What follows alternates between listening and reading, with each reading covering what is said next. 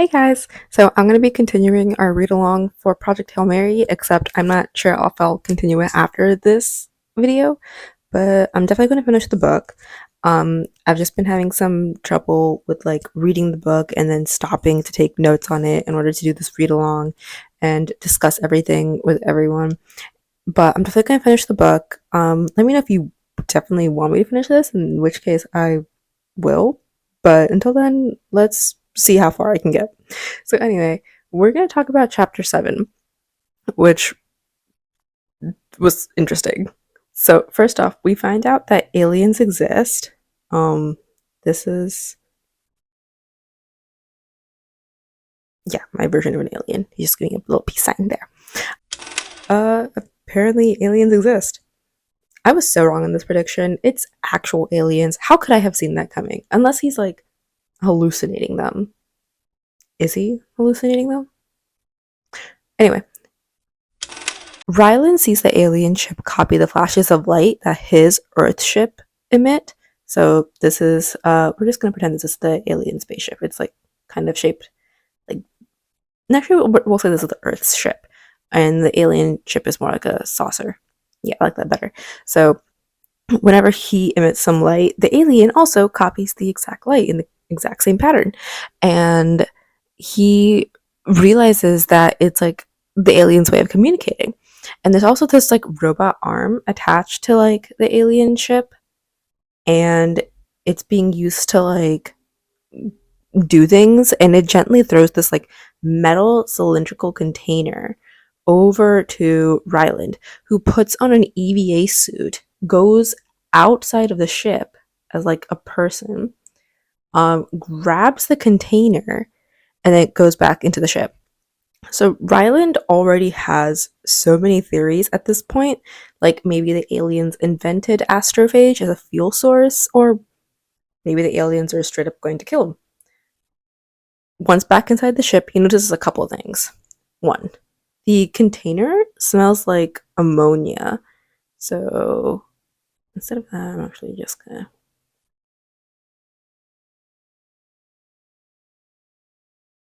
So if you know, you know.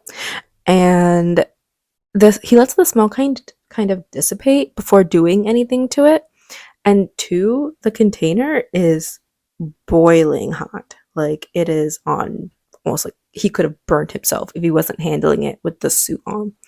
So after that, he kind of starts thinking more about the past to remember what exactly happened back on Earth.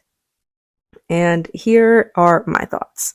So far, the book took a turn that I definitely was not expecting, and I'm hoping that we get more clarification from his memories on what happened back on Earth.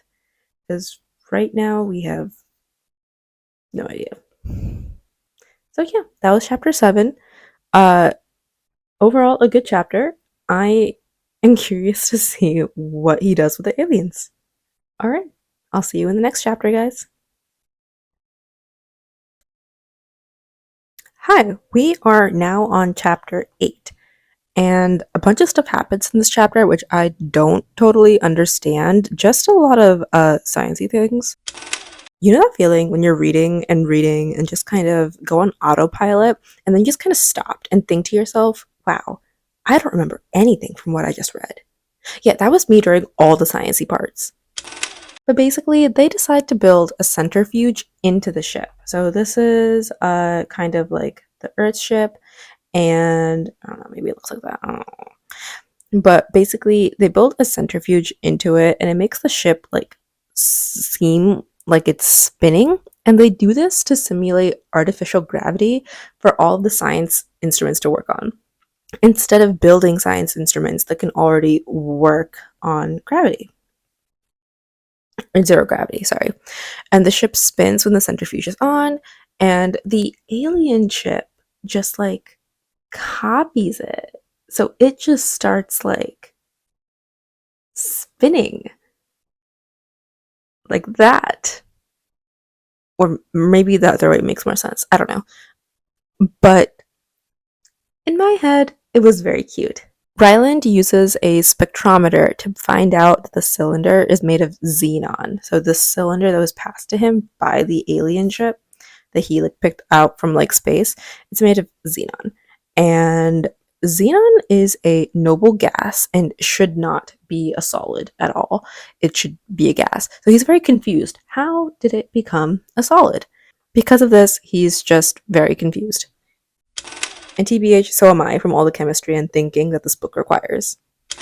So he opens the cylinder in the opposite direction that you would rotate on Earth. So you would like open a cylinder normally this way, right? He opens it the other way and finds a 3D model of the Petrova line, except he also deciphers that the model is based on a different solar system, specifically the 40 Eridani system.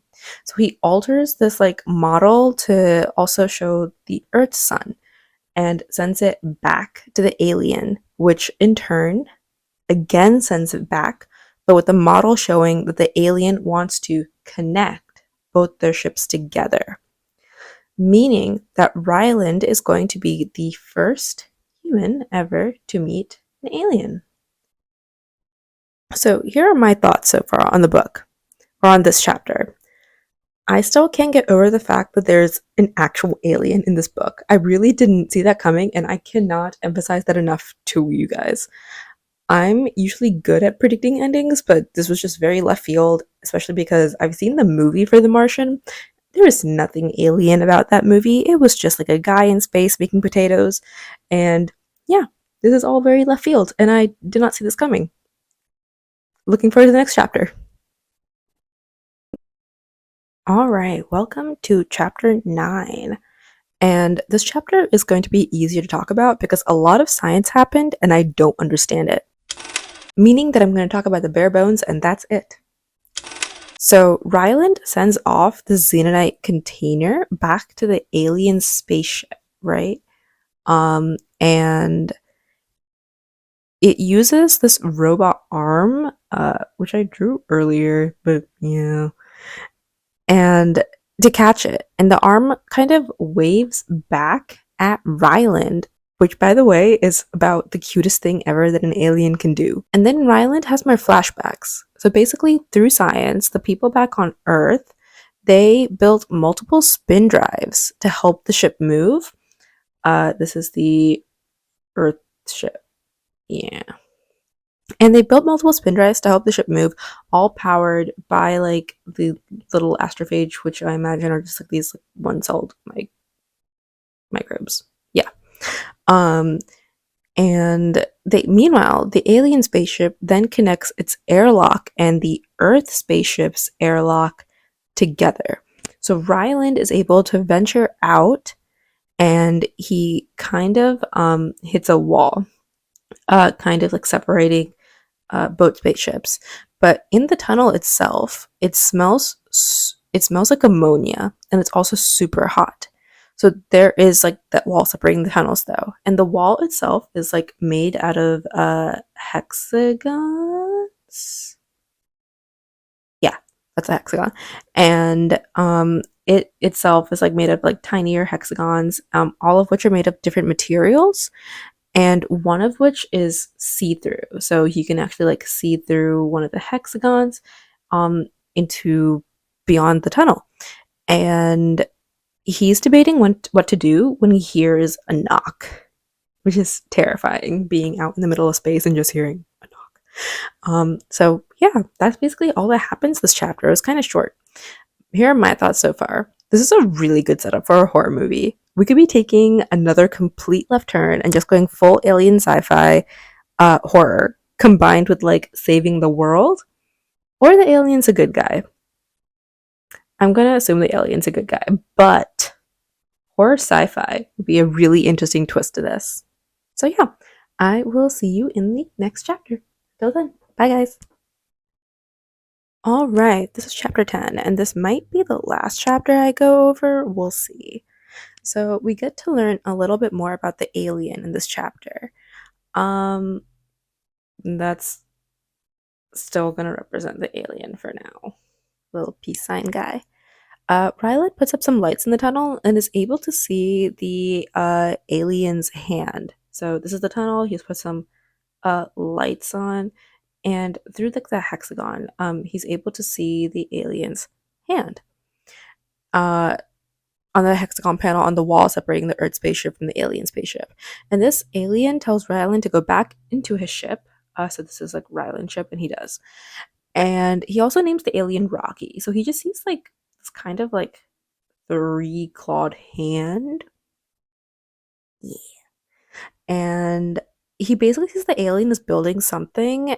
And when he returns, the wall is entirely made up of like this clear material. So now it's just like a clear hexagon that he can completely see through. And now he can see the alien. And I'm going to draw what the alien looks like in my head based on the description in the book. Yep, that's as good as it's gonna get. I think it's what the alien was wearing some kind of like clothing. Don't quote me on that. I don't know. I'm just imagining like a shirt covering its like 5 arms and 3 fingers coming out of each arm. It kind of looks like a spider. So yeah, Rylan finds that the alien does indeed have a language, and that language is kind of like a song, which I think is really cool. And they communicate using both their languages. So to the human ear, it just sounds like musical notes, though. And he also finds more containers in the tunnel and opens them. So, like in the tunnel, there are these like round containers that are taped to the wall, and he opens them to find 3D molecular structures of chemicals, one of which is ammonia. And this makes him realize that the aliens breathe ammonia, which is why he smelled it on the cylinder container earlier. All that ammonia. And he also sees that he got 29 ammonia replicates for a single oxygen replicate, meaning the alien lives in 29 times as much like atmospheric pressure as the humans. So Rylan then decides to show him a human clock, which the alien then in turn shows him an Iridian clock. Rocky, that's what he names the alien. Um, and the alien makes Rylan tape it to the wall, and we're not entirely sure yet why he does this. And Ryland realizes the Iridian number system works on base 6, while of course the human number system works on base 10. He then signals to the alien that he's going to go take a nap, and that is where the chapter ends. So, here are my thoughts. 1. The alien is super adorable in my head. Like, this alien is like very kind, just wants to learn more about Ryland and vice versa. I also think, this is my prediction, it's a little extreme. I think that the alien is going to die or sacrifice themselves somehow in order to protect Earth. I have literally no evidence to base this prediction off of. It's just a guess to give the plot some stakes. But yeah, that is my prediction so far. I am not sure if I'm going to continue this read along just because I want to be able to finish this book without having to stop it constantly to write down my thoughts and just kind of give my conclusive thoughts at the end. But if this is something that anyone likes and they tell me, I'll continue it. So yeah, hopefully you enjoyed this video and I will see you next time. Bye!